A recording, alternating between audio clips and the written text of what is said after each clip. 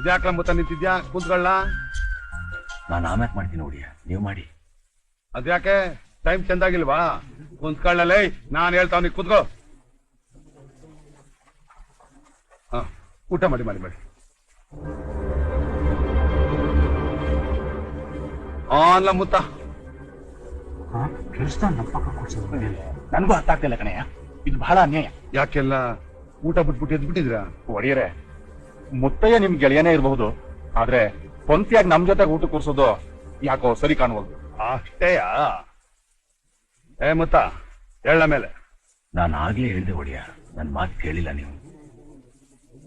ಎಲ್ಲ ಕುಂತ್ಕೊಳ್ಳಿ ಕುಂತ್ಕೊಳ್ಳಿ.